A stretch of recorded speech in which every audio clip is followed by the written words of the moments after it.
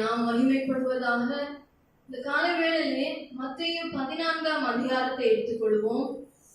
நான் இந்த 14ஆம் அதிகாரத்துல அதிக முறை நான் வாலிபர்கள் மத்தியில தான் அதிகமா பேசி இருக்கிறேன். அந்த செய்தி அந்த மாதிரி அந்த பிள்ளைகளுக்கு ஏற்ற மாதிரி இருக்கும் அப்படின்னு எடுத்திருந்தேன். ஆனா இந்த முறை போன வாலிபர் கூடுகையில இதுல ஒரு சின்ன ஒரு பகுதியை சொல்லியிருந்தேன். இன்னைக்கு தேவன் அதுல இருந்து நமக்கு பேசும்படி தேவன் விருப்பம் கொண்டிருக்கிறார். சோ 14ஆம் அதிகாரம் 30வது வசனம், அதுல இருக்க முதல் லைன் மட்டும் படிச்சா போதும். 30வது வசனத்தோட முதல் லைன், காற்று பலமாய் இருக்கிறதை கண்டு.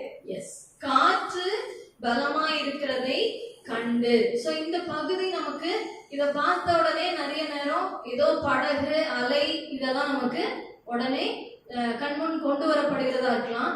இதுல காட்டப்படுகிற இந்த பகுதி பேதுரு நானும் ஆண்டவரே உம்மை போல தண்ணி மேல நடக்கிறதுக்கு ஆசைப்படுகிறேன் என்று சொல்லி தன்னை அந்த இடத்துல கடந்து வருகிறது தான். அதுக்கப்புறம் என்ன நடந்துச்சுன்ற பகுதியை தான் நம்ம பார்க்க இருக்கிறோம். இதுல இருக்க முழு கதையை நீங்க படிக்கணும்னா வீட்டுல போய் பொறுமையா வாசித்து பாருங்க. காற்று பலமா இருக்கிறதை கண்டு. கண்டு நம்ம நிறைய வேளைகள்ல காற்று பலமா இருக்கு, புயல் பெருசா இருக்கு, பிரச்சனை கொடியதா இருக்குது, எங்கெல்லாமோ துன்பம் எழும்பி கொண்டிருக்கிறது என்று சொல்லி அதை கண்டு. நம்முடைய வாழ்க்கையில நம்ம எதை பார்க்கிறோம் என்பது மிகவும் முக்கியமான ஒரு காரியம். ஹல்லேலூயா. இந்த காலையில இந்த வசனம் எனக்கு ஏற்கனவே தெரியும், இந்த சம்பவம் எனக்கு தெரியும், இந்த மாதிரி செய்தி எனக்கு தெரியும் என்ற மனநிலையோடு இல்லாதபடிக்கு ஆண்டவரே இன்னைக்கு என்கிட்ட நீங்க என்ன இதுல இருந்து பேச இருக்க விரும்புறீங்க, இதுல இருந்து என்கிட்ட என்ன சொல்ல வர விரும்புறீங்க அப்படின்னு உட்கார்ந்தோம்னா நிச்சயமா தேவன் உங்களோடு இடைப்படும்படியாகவே கடந்து வந்திருக்கிறார். நான் எதை பார்க்கிறேன் என்று தேவன் உங்களிடத்துல ஒரு கொஸ்டின் வைக்கிறார். நீங்க எதை பார்த்து கொண்டு இருக்கிறீங்க?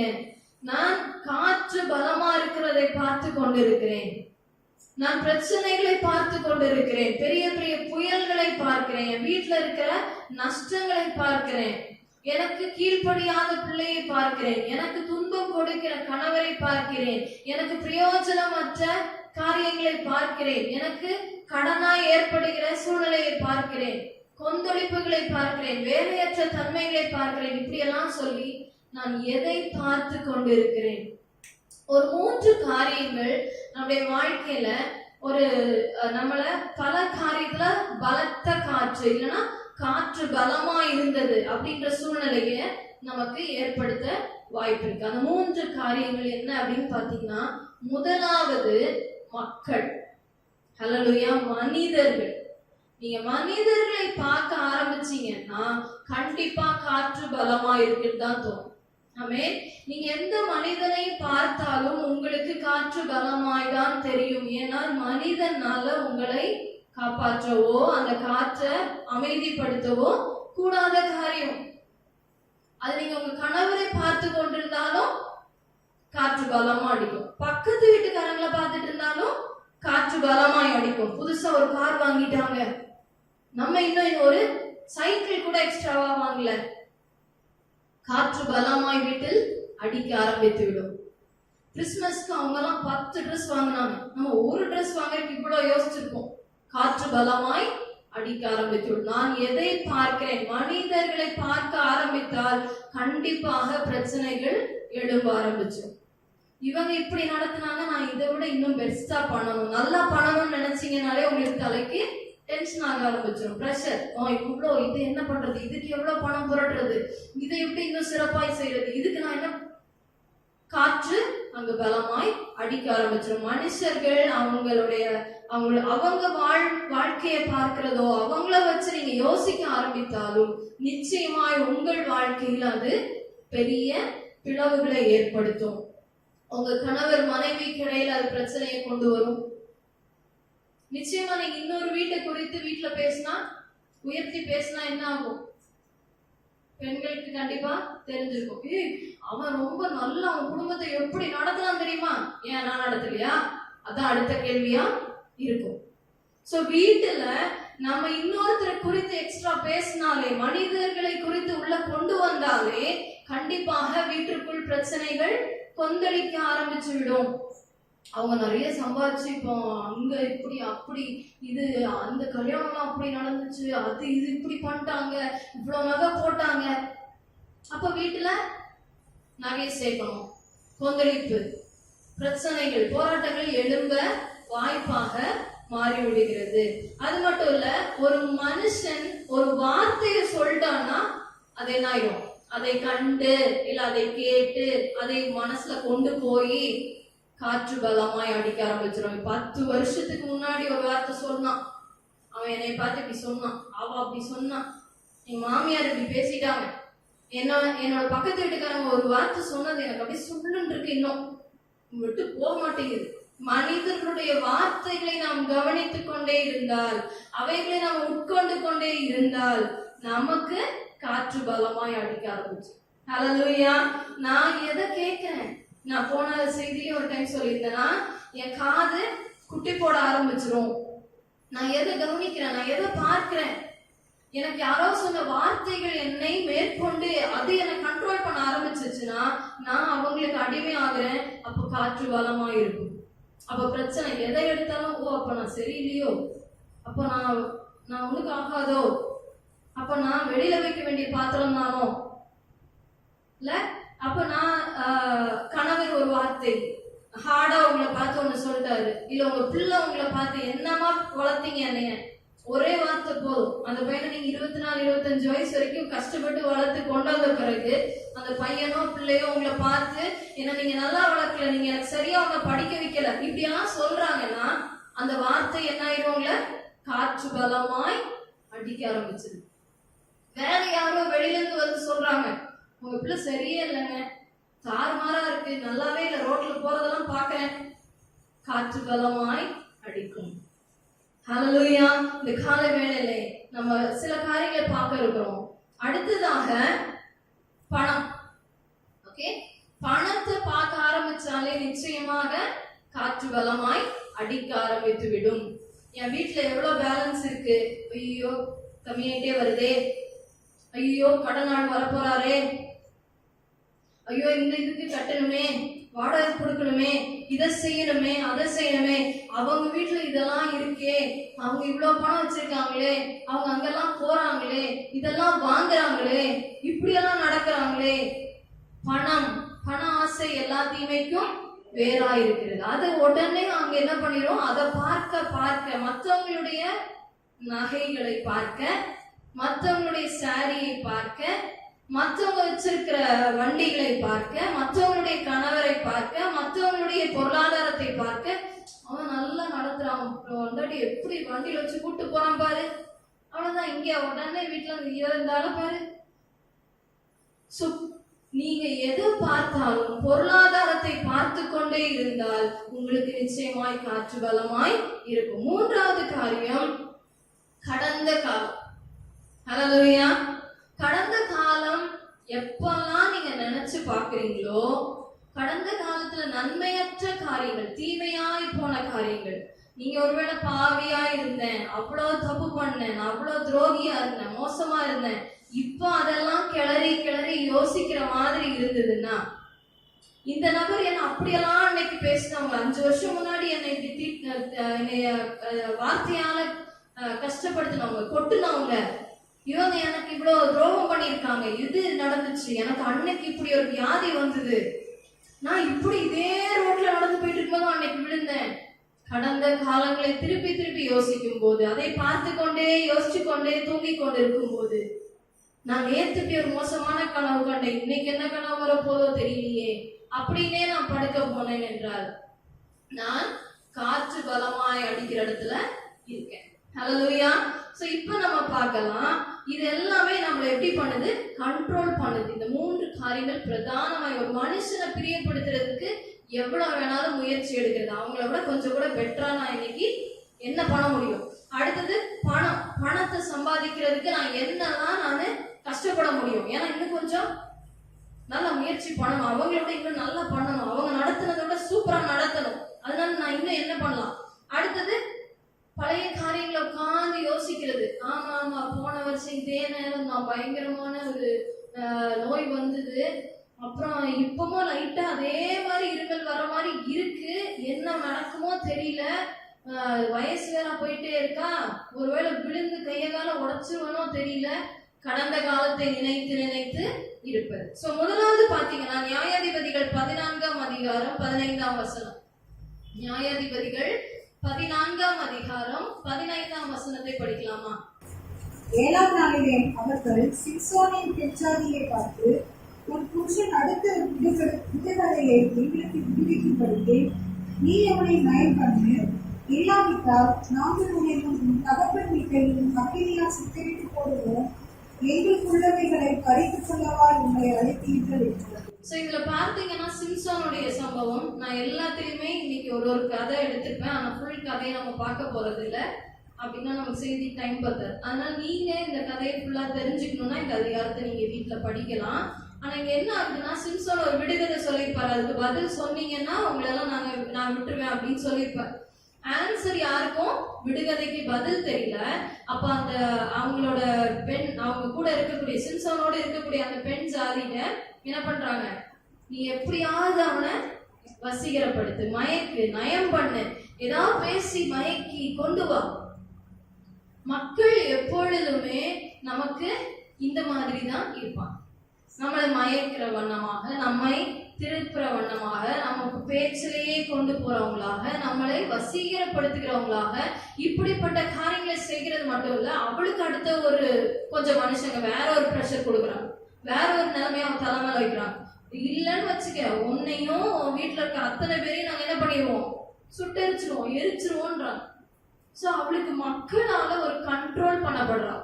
அவ யாரையோ போய் கண்ட்ரோல் பண்ணணும், இவளும் யாராலையோ கண்ட்ரோல் பண்ணப்படுகிறார். சோ நிறைய வேளைகள்ல நம்மள மக்கள் கண்ட்ரோல் பண்றவங்களா இருக்காங்கன்னா நமக்கு அது பெரிய காற்றாதான், கடும் புயலாதான், பிரச்சனையாய்தான் காணப்படும். ஹல்லேலூயா.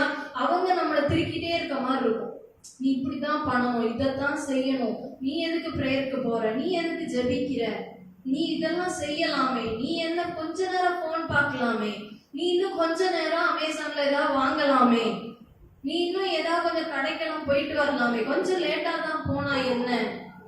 நம்மள வேற ஏதோ ஒண்ணு கண்ட்ரோல் பண்ணுது. மனுஷங்க நம்மளை கண்ட்ரோல் பண்றதுக்கு அதை பார்த்து பார்த்து இருந்தோம்னா நம்ம நிறைய நேரம் விழுந்து போவோம். சோ சிம்சோனுடைய இறுதி வாழ்க்கை எல்லாருக்கும் தெரியும், விழுந்து போன வாழ்க்கை.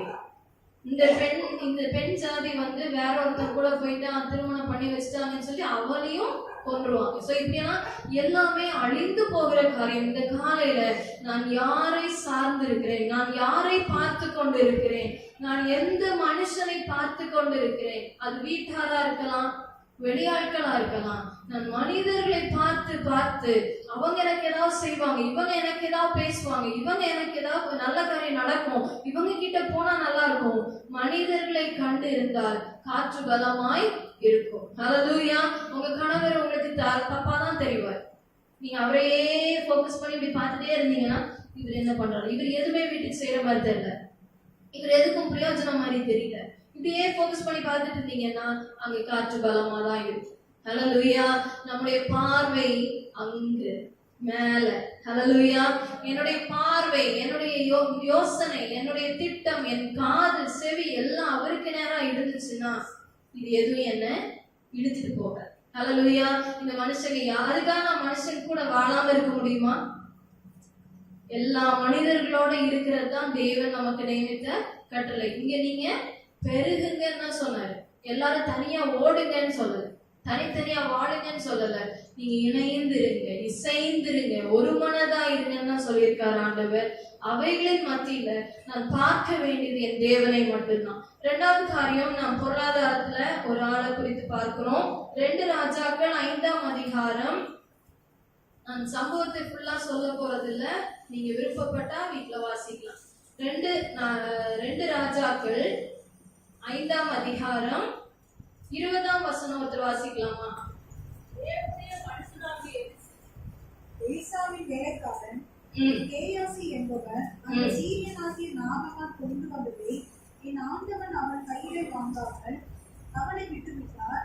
நான் அவன் பிறகே ஓடி அவன் கையிலே ஏதாவது வாங்குவேன் என்று கர்த்தருடைய ஜீவன் மேல் ஆணையிட்டு சோ இங்க என்ன நடக்குதுன்னா, நாகமான் ஒரு குஷ்டரோகி எலிசா கிட்ட வந்து, ஒரு தீர்க்கதரிசி கிட்ட வந்து, தேவனுடைய பிள்ளை கிட்ட வந்து நல்ல ஒரு சுகம் பெற்றுக்கொண்டு என்ன பண்றாரு, நாகமான் ரொம்ப சந்தோஷத்துல நான் உங்களுக்கு நிறைய வெகுமதிகள், நிறைய காணிக்கைகள், நிறைய பரிசு தரணும்னு நினைக்கிறேன் எலிசா அப்படின்னோடனே எலிசா என்ன பண்ணிடுறாரு, எனக்கு வேண்டாம் நீங்க எடுத்துட்டு போங்கன்னு வலுக்கட்டாயமா அவரை துரத்திப்பாரு. எனக்கு தட்டுதல் பண்ணி விட்டான், அவரை வருத்தினாலும் தட்டுதல் பண்ணி விட்டான்னு முன்னாடி இருக்க வசனங்களை பார்க்க முடியும். அப்படி தட்டி விட்டுவாரு, எனக்கு வேண்டாங்க கொண்டு போங்க அப்படி. ஆனா கூட இருந்த வேலைக்காரன் கேயாசி, அவனுக்கு அந்த பணத்தின் மேல ஒரு என்ன இது இருக்கு, கொஞ்சம் கூட புத்தி இல்லாம இவ்வளவு நல்ல வாய்ப்பு, எக்ஸ்ட்ராவா பணம் தரேன்றான், 5 லட்சம் எக்ஸ்ட்ராவா பெட்டியில கொண்டு வந்து ஒழிச்சு வீட்டுல வந்து தந்துட்டு போறேன்றான், வாங்கி வைக்கிறதுல இருக்கு. நிறைய விதங்கள்ல ஏமாற்றி கொண்டு வந்த பணம், திருடி கொண்டு வந்த பொருட்கள், இல்ல வேற யாரோடதையோ அபகரித்து வந்தது, இல்லை என்றால் நம்ம வீட்டுல எந்த விதத்துல ஒரு பொருளாதாரம் வந்து கொண்டு இருக்கிறது என்பதை மிகவும் கவனமா இருக்க வேண்டும். ஹல்லேலூயா. எல்லாம் வருதுன்னு அள்ளி உள்ள வைக்க முடியாது. நான் ஊர்ல ஒரு ரெஜிஸ்டர் ஆபீஸ்ல பார்த்துட்டு இருந்தேன். அங்க ஒரு ரெஜிஸ்ட்ரார் இருக்காரு, ஒரு லேடி. அந்த லேடிக்கு அவ்வளோ மதிப்பும் மரியாதையும். என்னன்னு பார்த்தா, ஒரு லேண்டை முடிச்சு கொடுக்கறதுக்கு அந்த அம்மாவுக்கு 3 லட்சம், அந்த லட்சம் இந்த லட்சம்னு அழகா நேரடியா யாருக்கும் தெரியாது. நைட்டு அவங்க ஒரு அசிஸ்டன்ட் வச்சிருக்காங்க, அவங்க கொண்டு போய் அவங்க வீட்டுல கொடுத்துட்டு வருவாங்க. அப்படி யார் அதிகம் கொடுக்குறாங்களோ அவங்களுக்கு உட்கார்ந்து இருக்கிற அம்மா எஞ்சிருவாங்க. அப்படியே வித்தியாசம் தெரியுது. நாங்க நின்றுட்டு இருக்கோம், வேற ஒருத்தருக்காக நாங்க அங்க நின்று பேசிட்டு நிக்கிறோம், நல்ல வித்தியாசம் தெரியுது. அந்த அம்மா அது வரைக்கும் எழுதிட்டு இருப்பாங்க. அதெல்லாம் முடியாதுங்க, நீங்க அங்க பேசுங்க அப்படின்னு மூஞ்சி அப்படி குருன்னு இருக்கவங்க ஒரு குறிப்பிட்ட குரூப் வர்றாங்க, அழகா எந்திரிச்சு நின்று நல்ல ஒரு சிரிச்ச முகத்தோட, அதெல்லாம் பண்ணிக்கலாங்க ஐயா, உங்களுக்கு என்ன பண்ணணும் சொல்லுங்க ஐயா. பணம், பொருளாதாரம், நான் எதை பார்த்து கொண்டிருக்கிறேன். நீங்க கேயாசிக்கு அதன் மேல ஒரு ஆசை ஏற்படுகிறது. இதை போய் இழக்கணுமா, இவ்வளவு பெரிய ஒரு பொருளாதாரத்தை நான் அழிக்க விடணுமா, அது என் வீட்டுக்கு எப்படியாவது கொண்டு வந்தா என்ன, நான் கொஞ்சம் எனக்கு தேவைப்படுது, ஒரு 1000 ரூபாய் எக்ஸ்ட்ரா வேணும், அந்த பேக்ல வெளியில நீட்டிட்டு தெரியுது, கொஞ்சம் எடுத்தாதான் என்ன. பணத்தின் மேல என் கண் போகுது அப்படின்னா நான் உடனே எனக்கே நான் என்ன பண்ணிடுறேன், சூறாவளி காற்றை அனுப்புகிறேன், எனக்கே காற்று பலமாய் அடிக்க அனுமதிக்கிறேன். நான் எதை பார்த்து கொண்டிருக்கிறேன். கேயாசி அதுக்கப்புறம் என்ன பண்றாருன்னா 22ஆம் வசனம் படிங்க. அதற்கு அவன், சுபசெய்திதான், தீர்க்கதரிசிகளின் முத்திரையில் 8 வாலிபர் இப்பொழுதுதான் எண்ணாய் மலை தேசத்திலிருந்து என்னிடத்தில் வந்தார்கள். அவர்களுக்கு ஒரு தாளந்து வெள்ளியையும் 2 மாற்று வஸ்திரங்களை தர வேண்டும் என்று கேட்க என் எஜமானன் என்னை அனுப்பினார் என்று. இங்க ரொம்ப அழகா என்ன பண்ணிடுறாரு, அந்த நாகமான்கிட்ட ஓடி போறாரு, அவர்கிட்ட போய் கேயாசி கேட்கிறாரு. அதுல 10ஆவதுக்கு எலிசாவையும் உள்ள இணைக்கிறார். அடுத்து ஒரு பெரிய பொய் வேற சொல்ல வேண்டியது. எலிசாவையும் அவர்தான் கேட்டு வாங்கி வர சொன்னார். நிறைய நேரங்கள்ல பணம் நம்மளை பொய் சொல்ல வச்சு, பணத்தை பார்க்க பார்க்க நமக்கு நிறைய பொய் சொல்ல வேண்டிய வரும். தேவன் அங்க என்ன பண்ணிடுறாரு, ஒரு பலத்த காற்றை அனுப்ப வேண்டி ஆகிறது. ஹல்லேலூயா.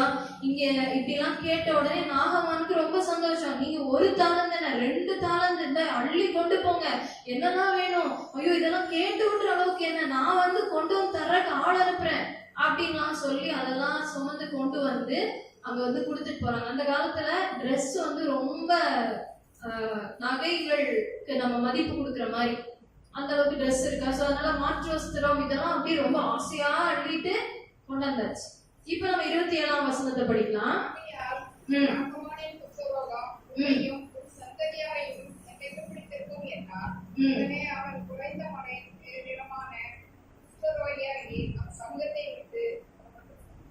இந்த சம்பவத்தின் இறுதியில தான் எலிசா எல்லாம் விசாரிச்சு பார்த்துட்டு கடைசியில அவனுக்கு அந்த கேயாசிக்கு எதையும் அனுபவிக்க முடியாத அளவுக்கு அவன் குஷ்டரோகியாய் மாறினான். சோ இந்த கால வேளையில நான் எதை பார்த்து கொண்டிருக்கிறேன்னா, என்னுடைய கண்ணோட்டம், என்னுடைய நோக்கம் ஃபுல்லா பணத்தின் மேலேயே இருந்து கொண்டிருந்ததானால் எனக்கு அது பெரிய பிரச்சனை தான். எனக்கு எப்பவுமே அது போராட்டத்தை கொண்டு வரக்கூடியதாய் காணப்படும். சோ அப்ப எனக்கு பொருளாதாரம் தேவையில்லையா? எனக்கு மனிதர்கள் தேவையில்லையா? எல்லாவற்றையும் அனுபவிக்க அதிகாரம் உண்டு, ஆனால் எல்லாம் தகுதியாயிராது. எனக்கு எது வேணும், எவ்வளவு லிமிட் வேணும்? நம்ம போன வாரம் செய்தியில கேட்டோம், எனக்கு எல்லாம் தாங்க தாங்கன்னு கேட்டு எல்லாத்தையும் வாங்கின பிறகு எனக்கு அதை பயன்படுத்த கூட தெரியல, அதை எப்படி நடத்தணும்னு தெரியல.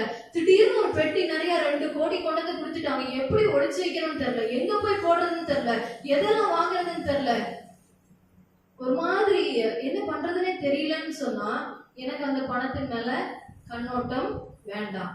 எனக்கு அப்ப ஆண்டவர் எந்த அளவுக்கு என்னை வைத்திருக்கிறாரோ அந்த அளவுல என்னை கொண்டு போக மனரம்யமா இருக்க கற்றுக்கொண்டேன். ஹல்லேலூயா. நான் இந்த இடத்துல இந்த சூழ்நிலையில எனக்கு இவ்வளவுதான் வாங்க முடியும், இந்த வீட்டுல இந்த நபர்களோட தான் வாழ வேண்டும், இப்படி எல்லாம் எனக்கு வைத்திருக்கிறாரானால் நான் அதுல நான் வாழ கற்றுக்கொள்ள வேண்டும். நான் வேற யாரையோ பார்த்துட்டு இருந்தேன்னா கண்டிப்பா பிரச்சனை தான். ஹல்லேலூயா. நம்ம வேற யாரையாவது ஒப்பிட்டு யோசிக்க ஆரம்பித்தாலே வீட்டில் பலத்த காற்று எழும்பும். மற்றவருடைய பொருளாதாரத்தை பார்க்க ஆரம்பித்தாலே நம்முடைய வீட்டுல பலத்த காற்று எழும்பும். நான் இன்னைக்கு காலையில யோசிக்கிறேன், கர்த்தர் எல்லாருக்கும் ஒரே விதமான வேலையும் கொடுக்கல, ஒரே விதமான குடும்பத்தை கொடுக்கல, ஒரே விதமா இவங்களால இத கையாள முடியும், இவங்களால கையாள முடியாது என்று தேவன் பார்த்திருக்கிறார். நான் தான் ஆராதனுடைய ஆரம்பத்திலே சொல்லியிருந்தேன், நம்மளை குறித்தே நமக்கே இன்னும் தெளிவா தெரியாது. ஹல்லேலூயா. நம்ம நினைச்சிட்டு இருக்கோம், நான் இப்படிப்பட்ட ஆளு, என்னால இதெல்லாம் செய்ய முடியும், எனக்கு ஒரு நாளைக்கு 3 நேரம் சமைக்க தெரியும், எனக்கு என் பிள்ளைய அனுப்ப தெரியும், எனக்கு இவங்களை ரெடி பண்ண தெரியும், எனக்கு இதெல்லாம் அயன் பண்ணி வைக்க தெரியும், இல்ல என்னால இவ்வளவு தூரம் நடக்க முடியும்னு எனக்கு தெரியும், என்னால இதுக்கு மேல ஆட்டோல போக முடியாதுன்னு தெரியும், எனக்கு இதுக்கு மேல கார்ல போறதுக்கு தலை சுத்தம்னு தெரியும், எனக்கு ட்ரெயின்ல இவ்வளவுதான் உங்களுக்கு தெரியும் அப்படின்னா உங்களை குறித்து அளவு கடந்த விதத்துல ஆழம் வரைக்கும் சென்று உங்களை அறிந்த தேவன் அவர் மட்டும்தான். ஹல்லேலூயா. அவர் மட்டும்தான், அவருக்கு மட்டும்தான் தெரியும் உங்களால இதை ஹேண்டில் பண்ண முடியாது. நம்ம நிறைய நேரம் அவங்கள மாதிரி நான் இல்ல, இவங்கள மாதிரி நான் இல்ல, இந்த மாதிரி நான் இல்ல, எனக்கு இப்படி ஒரு பிள்ளை இல்ல, எனக்கு இப்படி ஒரு கணவர் இல்ல அப்படின்லாம் நம்ம பார்த்து கொண்டு இருந்தோமானால் நம்முடைய வீட்டில் பலத்த காற்று காணப்படும். ஏன் என் வீட்டுல ஒரே பிரச்சனை அப்படின்னா நான் எங்கேயோ எதையோ பார்த்து கொண்டு இருக்கிறேன். என் கணவர் திரும்பி வருவார், என் கணவர் கர்த்தரை ஏற்றுக்கொள்வார், அங்க ஒரு மாற்றம் காணப்படும் என்று நான் தேவனை காண ஆரம்பிக்கும் போது என் வீட்டில் இருக்கிற காற்று அமைதலாகும். ஹல்லேலூயா. அமைதி உண்டாகும். நான் என் பிள்ளைய அக்செப்ட் பண்ணிக்கிறேன், இந்த பிள்ளையை தான் ஆண்டவர் எனக்கு தந்திருக்கிறார். உங்களால மட்டும்தான் அந்த மூல வளர்ச்சி கம்மியான குழந்தையா இருந்தால் நீங்க தான் நல்லா பாத்துக்குவீங்க. உங்களால மட்டும்தான் அவ்வளவு அன்பு அந்த 3 குழந்தைங்க இருந்தாலும் அதை நீங்க பாத்துக்க முடியும். உங்களால மட்டும்தான் இந்த கொடூரமா கோவமா நடந்துக்கிற ஒரு பையன்கிட்ட நல்ல அம்மாவா இருக்க முடியும். ஹல்லேலூயா. வேற ஒரு அம்மாட்ட கொடுத்திருந்தா என்ன நடந்திருக்குமோ தெரியாது. ஆனா நீங்க ஒரு பொறுமையான நபர், நீங்க ஒரு திறமை நிரம்பிய நபர், நீங்க ஒரு திராணி உள்ள நபர். திராணிக்கு மிஞ்சி சோதிக்கிறாரு அப்படின்னு நினைக்காதீங்க. உங்களால முடியும் தான் அந்த பொறுப்பு உங்க கையில கொடுத்திருக்கிறார். ஹல்லேலூயா. இங்க இருக்கிற எல்லாருமே டெய்லர் கிடையாதுல்ல, நான் மட்டும்தான் டெய்லர் அப்படின்னு அவங்க சொல்லுவாங்க. இங்க இருக்கிற எல்லாருமே டீச்சர் கிடையாதுல்ல, நான் மட்டும்தான் டீச்சர் அப்படின்னு யாராவது சொல்லுவீங்க. இங்க இருக்கிற எல்லாரும் ஊழியர்கள் இல்லைல்ல, நான் தான் ஊழியர் அப்படின்னு சொல்லுவோம். சோ எல்லார் கையிலும் எல்லாமே வந்து சேரலன்றத பார்க்க ஆரம்பிக்காதீர்கள். உங்க கையில இருக்கிறத நல்லா பண்றதுக்கு தேவன் உங்களை தெரிந்து கொண்டார். உங்களுக்கு தான் அந்த பொறுப்பை தரார். நீங்க தான் இந்த வீட்டுக்கு மருமகளா இருக்க முடியும், நீங்க தான் இந்த வீட்டுக்கு மகனா இருக்க முடியும் என்று சொல்லி, மகளா இருக்க முடியும் என்று சொல்லி வேறு பிரித்து நம்மை வைத்திருக்கிறார். 3வது காரியம், ஆதியாகமம் 19ஆம் அதிகாரம். எல்லாருக்கும் நல்லா தெரிந்த ஒரு பகுதி. ஆதியாகமம் 19ஆம் அதிகாரம் 17ஆம் வசனம் படிக்கலாம்.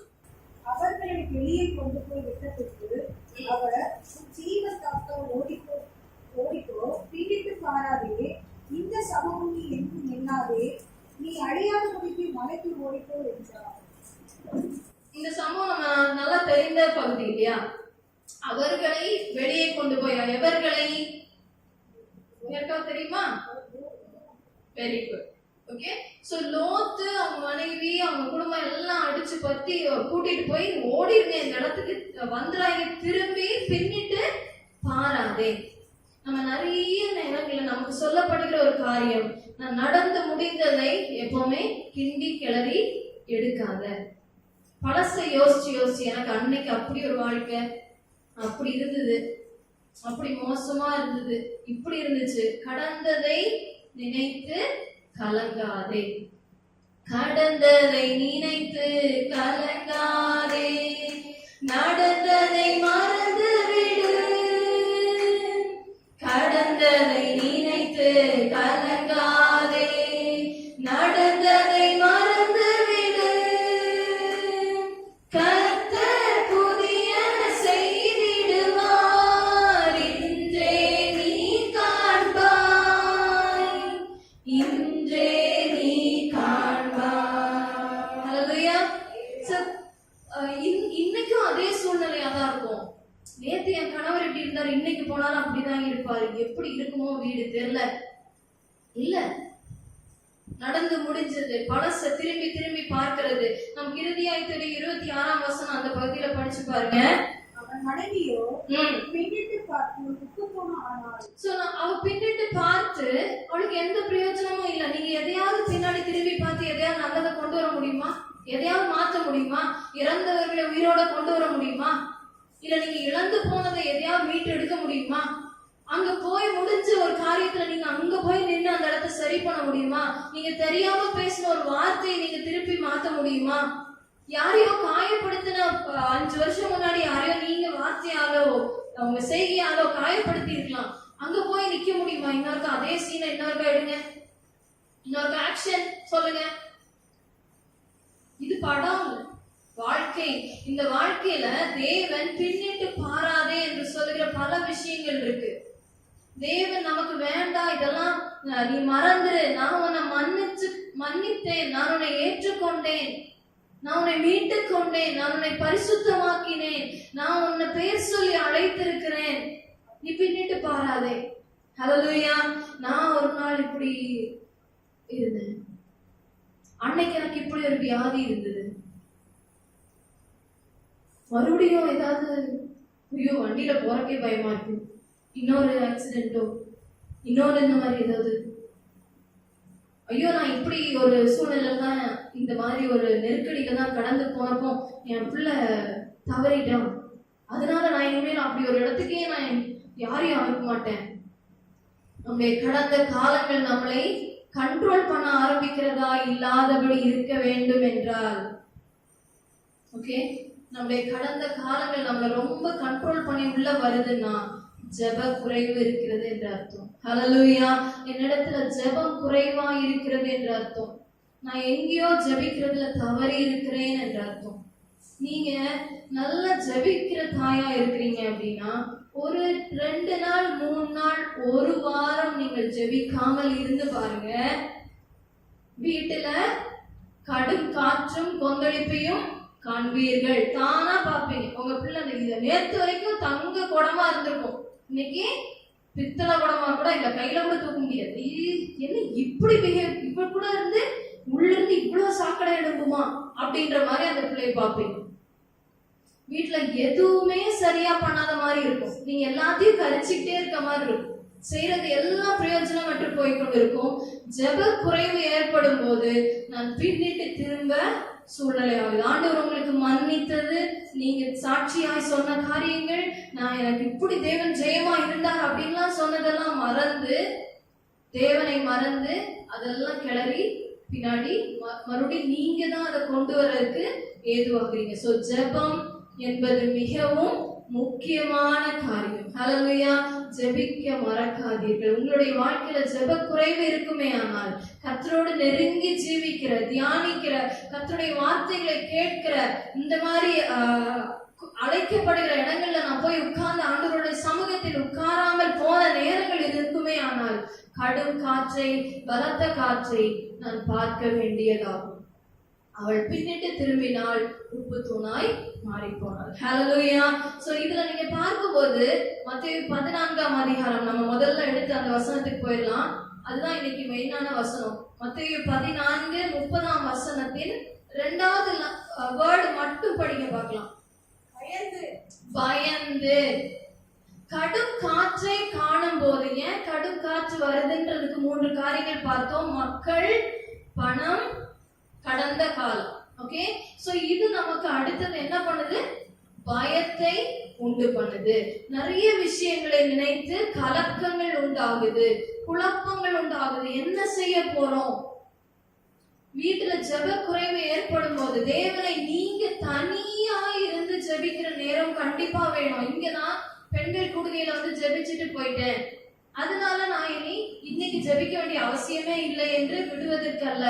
தானியேலை போல, அதனாலதான் நம்ம பாடணும், நான் தானியேலை போல அவ்வளவு ஒழுங்கா கூட இல்லையா ஆண்டவரே, என்னை தாழ்த்துறேன், என்னை நான் தாழ்த்துறேன், நான் அவ்வளவு ஒழுங்கு இல்லையே, நான் அவ்வளோ சரியாக எல்லாத்தையும் உடன்பட செய்கிறது இல்லையே, என்னிடத்து தாறுமாறுகள் இருந்ததே, நான் இன்னைக்கு தாழ்மைப்படுகிறேன்ப்பா, இன்னைக்கு நான் இறங்கி வர்றேன் ஆண்டவரே, இன்னைக்கு நான் ஒப்பு கொடுக்கிறேன் என் குடும்பத்தை. என்ன உங்களுடைய தனி ஜெபங்கள் மிகவும் முக்கியமானது. நீங்க கூட்டா நிறைய பேர் சேர்ந்து ஜெபம் பண்ணுங்க, ப்ரே பண்ணுங்க, எல்லாம் நைஸ்.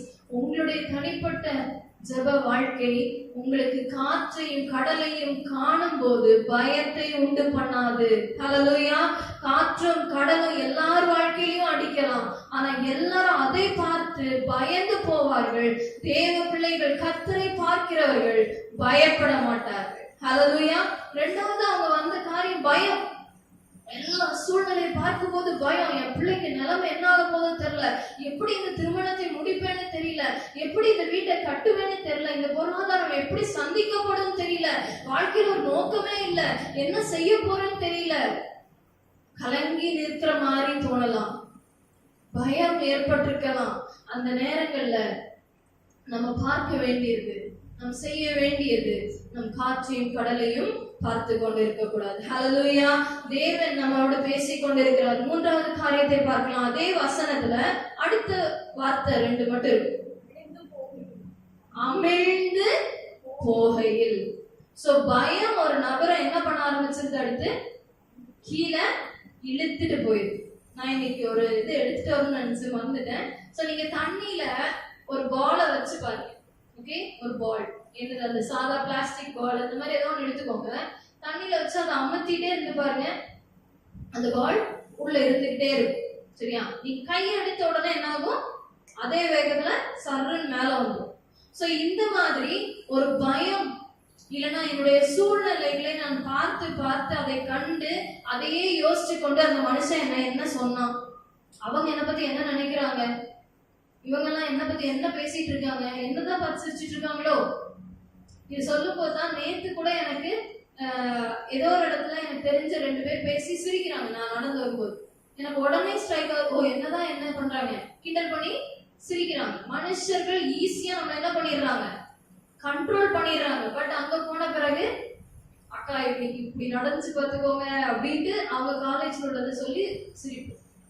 சோ நம்ம நிறைய நேரங்கள் நம்ம இவைகளை பார்த்து பார்த்து, மனிதர்களை பார்த்து, பணத்தை பார்த்து, பொருளாதாரத்தை பார்த்து, இல்ல கடந்த வாழ்க்கை, கடந்த நாட்களை நினைத்து நினைத்து அதுலயே நம்ம பயந்து போயிடும். ஐயோ அன்னைக்கு இப்படி ஆயிடுச்சு, அவங்களுக்கு இப்படி ஆயிடுச்சு, அவங்களுக்கு எல்லாம் இவ்வளவு பெரிய பிரச்சனை வந்து அவ்வளவு கஷ்டப்படுறாங்க, எனக்கு பயமா இருக்கு, எனக்கு என்ன நடக்க போதோ தெரியல.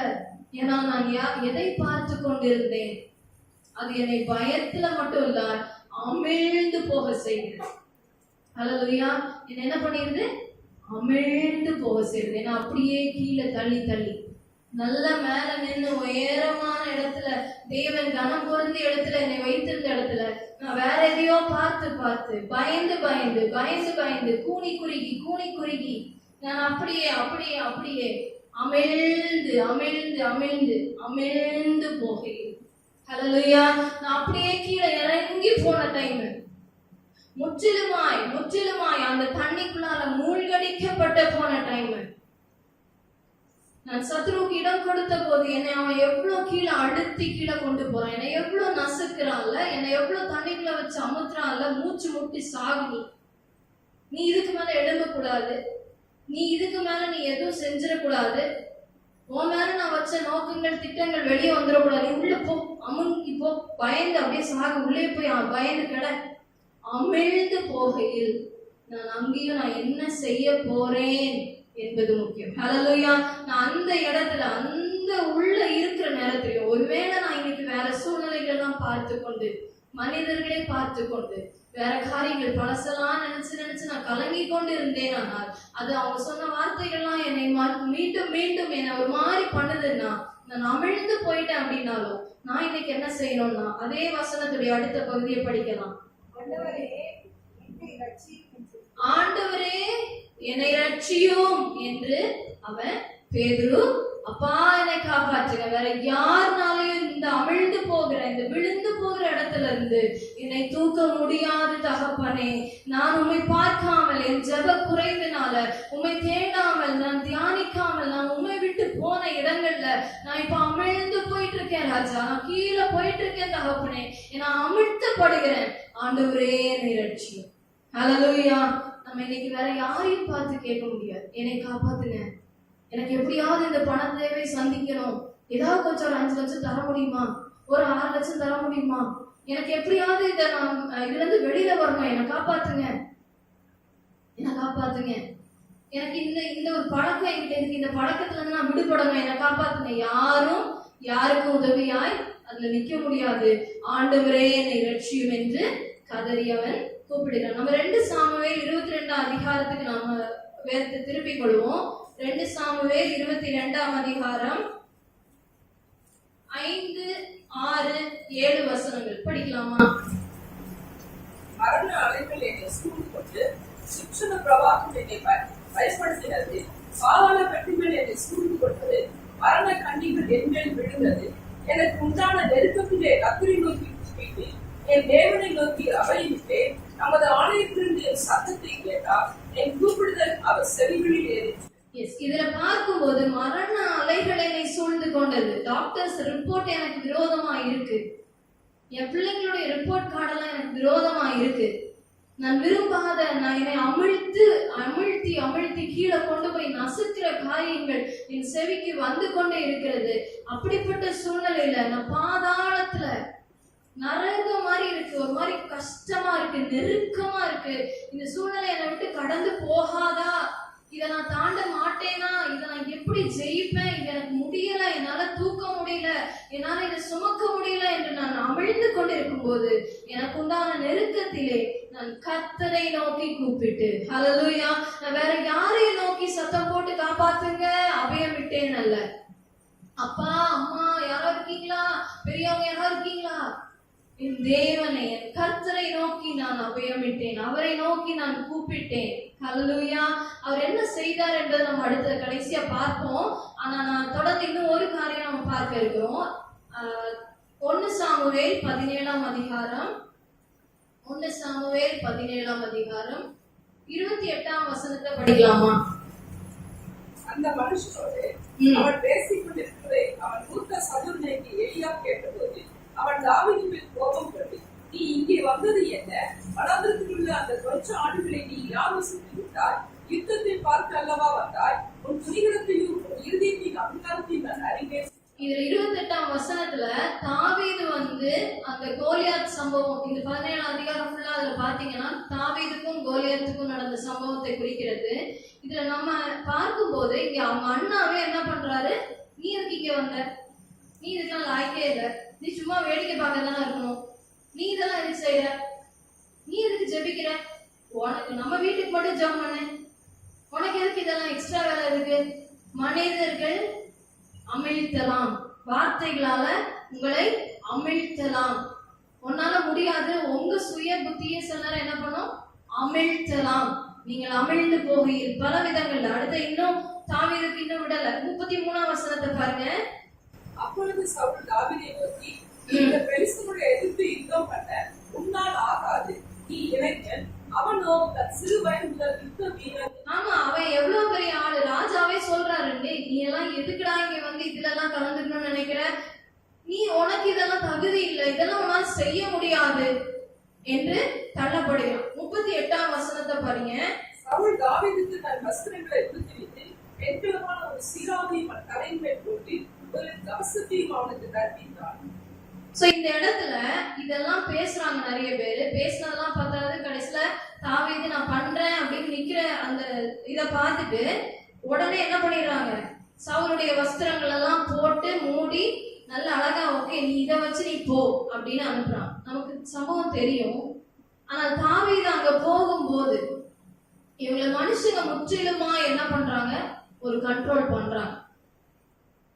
மனிதர்கள் நம்ம பல விதத்துல வார்த்தையால அவங்க செய்கையால அவங்களுடைய காரியங்களை நம்ம மேல திணிக்கிற மாதிரியோ அந்த விதத்துல நம்ம எப்படி எல்லாம் கண்ட்ரோல் பண்ணலாம்னு நினைச்சு நம்மளை அமிழ்த்திற நேரத்துல தாவீது அது எதுக்குமே இடம் கொடுக்காமல் இது எதுவுமே எனக்கு வேண்டாம், எனக்கு மனுஷர்களை பார்த்து நான் வாழ்ந்தது கிடையாது, அந்த காட்டில் இருக்கும் போது சிங்கத்தையும் கரடியும் அடிக்கிறதுக்கு உங்களை யாரும் எனக்கு எந்த கவசத்தையும் கொண்டு வந்து தரல, அன்னைக்கு யாரும் எனக்காக வந்து பேசல, நீ சின்ன பையன், நீ எப்படா சிங்கத்தை அடிப்ப, நீ எப்படா கரடியை பிடிப்பன்னு எனக்கு அண்ணன்மார் முதற்கொண்டு ராஜா முதற்கொண்டு யாரும் எனக்கு அன்னைக்கு அந்த காட்டில் வந்து நிற்கல. எனக்கு தெரியும் அங்க யார் என்னோடு நின்றார். ஹல்லேலூயா. என் இயேசு எனக்கு அப்படிப்பட்ட சூழ்நிலையில் நின்றார். நம்ம கடந்த காலத்தை நினைக்கும் போது தேவன் எனக்கு எப்படி இருந்தார், தேவன் நல்லவராகவே இருக்கிறார், இருந்தார், இருப்பார். ஹல்லேலூயா. அவர் என்னை மீட்டெடுத்தார். அவர் என்ன அந்த சிங்கத்தின் வாயிலெல்லாம் தப்பிச்சாருங்க. அன்னைக்கு நீங்க சவுல் ராஜா இதெல்லாம் கொண்டு வந்து கொடுத்திருந்தீங்கன்னா கொஞ்சம் யூஸா இருந்திருக்கும்லாம் சொல்லல. அன்னைக்கும் என் தேவன் என்னோடு இருந்தவர், அவரை நான் சுமந்து இங்க வந்திருக்கேன். ஏன்னா நான் அவரை தான் டெய்லி பார்க்கிறேன். ஹல்லேலூயா. எனக்கு காற்று வந்தது, எனக்கு புயல் வந்தது, எனக்கு சிங்கம் வந்தது, கரடி வந்தது, இன்னைக்கு இந்த பெலிஸ்தியன், இன்னைக்கு இந்த கோலியாத் வந்திருக்கான், வந்துட்டு போட்டோம், நான் கர்த்தரை சுமந்து வந்திருக்கிறேன். ஏன்னா நான் அவரை டெய்லி நான் அவரை மட்டும்தான் பார்க்கிறேன், நான் அவனை மேற்கொள்வேன், அவனை ஜெயிப்பேன். ஹல்லேலூயா. இந்த கால வேளையிலே மனிதர்கள் நம்மளை ஆட்கொள்ளாதபடி அவங்க பேச்சோ செயலோ நம்மளை ஊக்குவிக்கப்படுத்தாது, நம்மளை உறுதியாய் நிக்க வைக்காது. கர்த்தரை பார்த்து நிற்கிற ஜனம் நீங்க உறுதியாய் இருப்பீர்கள், உறுதியாய் கடவுப்பட்டவர்களாய் இருப்பீர்கள். ஹல்லேலூயா. கர்த்தர் நம்மளோடு பேசிக்கொண்டே இருக்கிறார். 2 நாளாகமம் 20ஆம் அதிகாரம் 12ஆம் வசனம். 2 நாளாகமம் 20ஆம் அதிகாரம் 12ஆம் வசனம். அவர்கள் நீர் நியாயம் தீர்க்க மாட்டீரோ, எங்களுக்கு விரோதமாக வந்த இந்த ஏராளமான கூட்டத்திற்கு முன்பாக நிற்க எங்களுக்கு பலனில்லை, நாங்கள் செய்ய வேண்டியது இன்னதென்று எங்களுக்கு தெரியவில்லை, ஆகையால் எங்கள் கண்கள் உண்மையே நோக்கி கொண்டிருக்கிறது என்றார். ஹல்லேலூயா. இந்த இடத்துல யோசபாத்தினுடைய ஒரு சம்பவம் வருகிறது. அதையும் நீங்க வீட்டுல படிச்சு பார்க்கலாம். இங்க என் தேவனே இவ்வளவு ஜனங்கள் எங்க நாட்டுக்கு விரோதமா யுத்தம் செய்ய வராங்க, மோவாபியர் யாரெல்லாமோ எழுப்பி வர்றாங்களே ஆண்டவரே, நாங்க என்ன செய்ய போறோம்னு தெரியல, எனக்கு அந்த ஞானம் இல்ல, எனக்கு ஒரு செயல் இழந்து நிற்கிறேன், நான் எப்படி இதை மேற்கொள்ளுவேன்னு தெரியல, இத்தனை காரியங்களை நான் எப்படி செய்து முடிப்பேன்னு தெரியல அப்படின்னு இருக்கும்போது எங்கள் கண்கள் உண்மையே நோக்கி கொண்டு இருக்கிறது ராஜா. காற்றும் புயலும் இருக்கும்போது நான் என் காற்றை பார்த்துக்கிட்டே இருக்கல, நான் என் புயலை பார்த்துக்கிட்டே இருக்கல, என் கூட இருக்கிற மக்களை நான் பார்த்து கொண்டு இருக்கவில்லை, என் பணம் எவ்வளவு பேங்க் பேலன்ஸ் இருக்குன்னு நான் பார்த்துட்டு இருக்கல, நான் இன்னும் இதெல்லாம் எப்படி நடத்துவேன்றதுக்காக என் கடந்த காலத்தையும் நான் பார்த்து கொண்டு இருக்கவில்லை. எங்கள் கண்கள் உண்மையே நோக்கி கொண்டு இருக்கிறது அப்பா. நீங்க இதுவரைக்கும் நடத்தி வந்த தேவன், சிங்கத்தையும் கரடியும் ஆண்டவரே கொன்ற தேவன், எனக்கு இவ்வளோ பெரிய காற்றாகிய கோலியாத்தை மேற்கொள்ள எனக்கு துணை நிற்பீங்க. ஹல்லேலூயா. அவர் நமக்கு துணை நிற்கிற தேவனாய் இருக்கிறார். சோ தேவன் என்ன செய்கிறார் அப்படின்னு பாருங்க. ஆண்டவரே என்ன ரட்சியும், எனக்கு பலன் இல்ல, தாழ்மைப்பட்டு நான் எல்லாம் செஞ்சிருவேன் இல்ல ஆண்டவரே, என்னால முடியலப்பா, என்னால இதை இழுக்க முடியல தகப்பனே என்று சொல்லி என் ஆண்டவரே என்னை ரட்சியும், என்னை காப்பாற்றும் என்று சொல்லி தேவனை பார்க்கிற பிள்ளைகளுக்கு அவர் கொடுக்கிற பதில். மத்தேயு அதே வசனம் 14ஆம் அதிகாரம் 31ஆம் வசனத்துடைய முதல் வார்த்தை மட்டும் படிங்க. உடனே உடனே இயேசு என்ன பண்றாரு, ஒரு 10 நிமிஷம் கழிச்சு வர்றப்பா, நீ இன்னும் அமிழ்ந்து மூச்சு விட்டு சாகு, ஒரு அரை மணி நேரம் லேட், நாளைக்கு வரேன், கொஞ்சம் ஃப்ரெஷ்அப் ஆயிட்டு வரேன், உன்னை பார்க்க வரும்போது நான் நீட்டா வரணும்ல, கொஞ்சம் லேட்டா வரேன், எதுவுமே தேவன் அந்த இடத்துல அப்படியெல்லாம் எதுவும் சொல்லல. உடனே செயல்படுகிற தேவன். நீ என்னை விட்டு தூரமாய் பாதாளத்துல போயிட்ட, நீ என்னை விட்டு தூரமாய் ஜெபிக்காமல் எங்கேயோ தள்ளி போயிட்ட, நீ எனக்கு பிரியமற்ற காரியங்கள் மனுஷர்களை பார்த்து பார்த்து யார் மேல எல்லாமோ நம்பிக்கை வைத்து வைத்து பொருளாதாரத்தையும் பொன்னையும் பொருளையும் நாடி எங்கேயோ நீ அமிழ்ந்து போயிட்டு இருக்க. நான் என்ன ஆண்டவரே என்னை காப்பாற்றுங்க, நீ என்னதான கூப்பிட்ட. உடனே இயேசு என்ன பண்ணாரு? கையை நீட்டி அவனை பிடித்து. ஹல்லேலூயா. உடனே இயேசு கையை நீட்டி அவனை பிடித்து நம்ம மேல பிரியம் வைத்த தேவன். ஹல்லேலூயா. நான் எங்க இருந்தாலும், நான் எந்த சூழ்நிலையில் கடந்து சென்றாலும் 139 சங்கீதம் 8 வசனத்தை படிக்கலாம். 139 சங்கீதம் 8 வசனம். நான் வானத்துக்கு ஏறினாலும் நீர் அங்கே இருக்கிறேன். நான் பாதாளத்தில் படுக்கை போட்டாலும் நீர் அங்கேயும் இருக்கிறேன். நான் பாதாளத்தில் படுக்கை போட்டு நான் அமிழ்ந்து கொண்டு கீழே போயிட்டு இருக்கேன். யோனாவை போல மீனின் வயிற்றுக்குள்ள இருக்கிறேன். நாற்றம் எடுக்கிற சூழ்நிலையில இருக்கிறேன். எனக்கு யாரும் கை கொடுப்பது இல்லை என்பதை அறிந்து அமிழ்ந்து கொண்டிருக்கிற சூழ்நிலையிலும் நீர் அங்கேயும் இருக்கிறீர். ஹல்லேலூயா. அவர் அங்கேயும் இருக்கிற தேவன். கரம் பிடித்து தூக்கி விடுகிற தேவன். நம்முடைய சூழ்நிலை எப்பேற்பட்ட அமிழ்த்துகிற காரியமாயிருந்தாலும், நீங்க கடன் மேல கடன்ல அமிழ்ந்து போய் கொண்டிருந்தாலும், உங்கள் சூழ்நிலைகள் தோல்வி மேல தோல்வியாய் அமிழ்ந்து கொண்டிருந்தாலும், நஷ்டம் மேல நஷ்டம் அமிழ்ந்து கொண்டிருந்தாலும், பிரச்சனை மேல பிரச்சனையில அமிழ்ந்து கொண்டிருந்தாலும், தேவன் நம்மளை திணற வைக்கிற தேவன் அல்ல, திக்கற்றவர்களாய் விடுகிற தேவன் அல்ல. உடனே செயல்பட்டு என்ன நோக்கி கூப்பிடுகிற ஒவ்வொருவருக்கும் நான் என்ன பண்றேன்? மறு உத்தரவு கொடுக்கிறேன். அவங்க வேண்டிக் கொள்ளுகிற போதே கட்டளை வெளிப்படுத்துகிறேன். உடனே செயல்பட்டு நம்மளை அங்க இருந்து, எனக்கு தெரியும் நீ தள்ளி போயிட்டேன்னு தெரியும், ஆனா இன்னைக்கு நீ என்கிட்ட ஜெபிச்சல, ஆண்டவரே என்னை ரட்சிக்கணும் ஒரு ஜெபம் பண்ணல, இது வரைக்கும் ரொம்ப நாள் ஜெபிக்காமல் தள்ளி போயிருந்தாலும் இன்னைக்கு நீ செஞ்ச அந்த ஒரு ஜெபத்துல நான் உடனே உன்னை கரம் பிடித்து தூக்கி விடுகிறேன். ஆமென். ஹல்லேலூயா. எந்த சூழலிலும் நம்மேல் பிரியம் வைத்த தேவன். 2 சாமுவேல் 22 அதிகாரம் 17-20 வசனம் படிக்கலாமா? 2 சாமுவேல் 22 அதிகாரம். உயரத்திலிருந்து அவர் கை நீட்டி என்னை பிடித்து ஜலப்பிரவாகத்தில் இருக்கிற என்னை தூக்கி விட்டார்.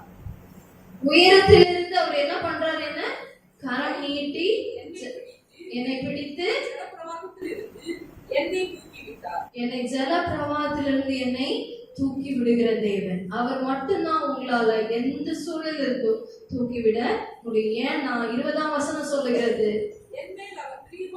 ஏன்னா அவர் என் மேல பிரியமாய் இருந்தபடியினால், நீ எனக்கு பிரியமானவன் என்று அவர் சொன்னபடியினால், நம்ம மேல அவர் அவ்வளவு ஆழம் கடந்த ஒரு அன்பு வைத்திருக்கிறபடியினால், நீங்க இப்ப எந்த சூழ்நிலையில கடந்து சென்று கொண்டிருக்கிறீங்க என்ற எல்லா இடத்திலும் நான் அங்கேயும் இருக்கிறேன் என்று சொன்ன தேவன்.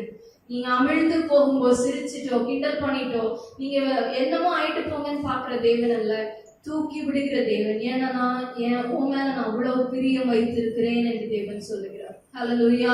நம்மேல் பிரியம் வைத்த தேவன். கடைசியா ஒரு வசனம் மட்டும் படித்து நம்ம முடிக்க இருக்கிறோம். ஏசாயா 43 அதிகாரம். ஏசாயா 43 17 வசனம் 18-19. ரதங்களையும் குதிரைகளையும் ராணுவங்களை பராக்கிரமசாலிகளை புறப்பட பண்ணி அவைகள் வெற்றினாதபடிக்கு ஒருமித்து நின்று கிடப்பதும் ஒரு திரி அணைகிறது போல் அவைகள் அணைந்து போகும் பண்ணுகிற கர்த்தர் சொல்கிறதாவது, முந்தினவைகளை நினைக்க வேண்டாம், பூர்வமானவைகளை சிந்திக்க வேண்டாம். இதோ நான் புதிய காரியத்தை செய்கிறேன், இப்பொழுதே அது தோன்றும், நீங்கள் அதை அறியீர்களா? நான் வனாந்திரத்திலே வழியையும் அவாந்திர வழியிலே ஆறுகளையும் உண்டாக்குகிறேன். ஹல்லேலூயா. எல்லாரும் உற்சாகமாய் சொல்லலாமா? ஹல்லேலூயா.